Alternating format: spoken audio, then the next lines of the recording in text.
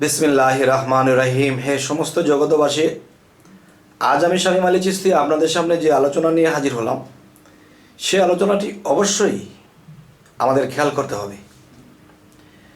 দেখেন, যে পৃথিবীতে অনেক নবী রাসূল, অনেক পয়গম্বর এসেছে, কিন্তু দেখা যায় চারজন নবী শ্রেষ্ঠ। এই শ্রেষ্ঠের কথাগুলোই তুলে ধরা হয়েছে, বাকিগুলো ওরকমভাবে তুলে ধরা হয়নি। কারণ কোরআনের মধ্যে যদি সকল নবীর কথা দেওয়া হয়, তাহলে কোরআন এরকম মোটা হয়ে গেলেও লেখি শেষ করা যাবে না। তো যাই হোক, এই চারজন শ্রেষ্ঠ নবী বর্তমানে কোথায় আছে? বর্তমানে এই চারজন শ্রেষ্ঠ নবী বর্তমানে কোথায় আছে? এখন আমরা কোরআনে খুঁজি, হাদিসে খুঁজি, তাদের গ্রন্থতে খুঁজি, না, ওখানে যাব না। দেখেন, গ্রন্থটা কিন্তু একটা ছাওয়া। যেরকম আপনি যখন সূর্যের সামনে দাঁড়িয়েছেন, আপনার ছায়াটা পড়েছে। আপনি যখন নড়াচড়া করেন, আপনার ছায়াটা নড়তেছে। আপনি না থাকলে ছায়াও নেই, আপনি পড়ে গেলে ছায়াও পড়ে যাবে। তাহলে বোঝা গেল আপনি নড়লে ছায়া নড়ে। তাহলে এই দুজনের মধ্যে অরিজিনাল কে? ছায়ার মধ্যে আপনি অরিজিনাল। আচ্ছা, এখন আপনি যে অরিজিনাল, আপনার ভিতরে রুহুটা যখন নড়াচড়া করে তখন আপনি নড়াচড়া করেন। আপনি যখন নড়াচড়া করেন তখন আপনার ছায়াটা নড়াচড়া করে। তাহলে একজনই তিনজন।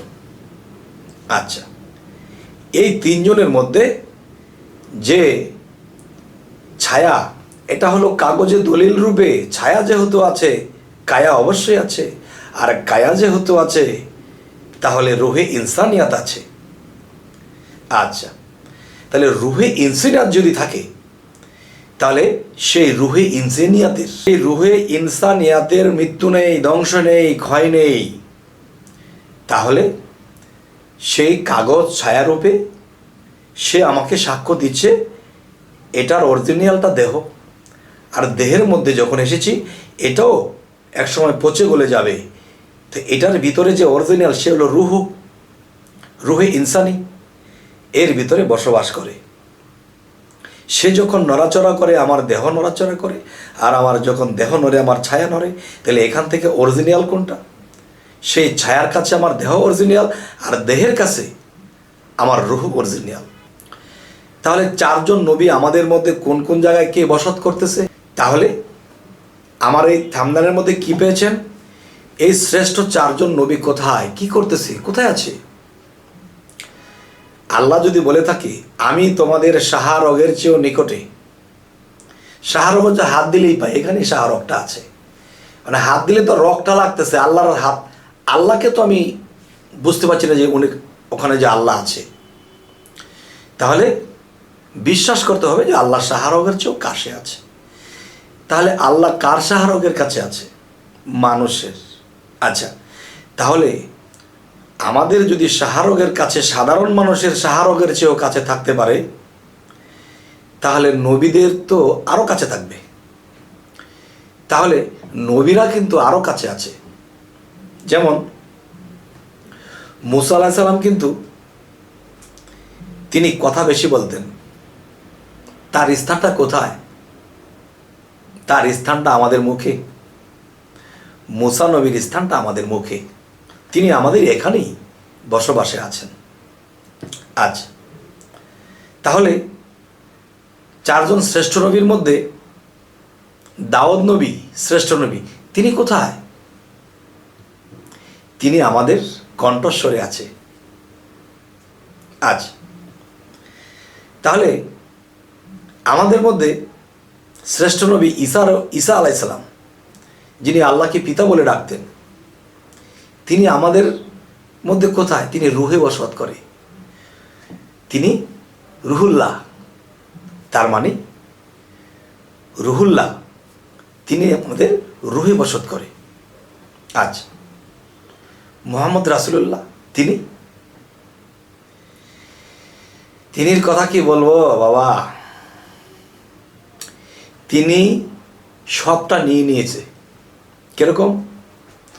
রুহু, কণ্ঠ, মুখ, চোখ, কান, মস্তিষ্ক, সব কিছু নিয়ে তিনি একাই একজন, আর এর মধ্যেই বাকি তিনজন। না বুঝলে করবেন না গুঞ্জন, অবশ্যই আমাকে বলবেন যে কথাগুলো বলা হলো কেমন।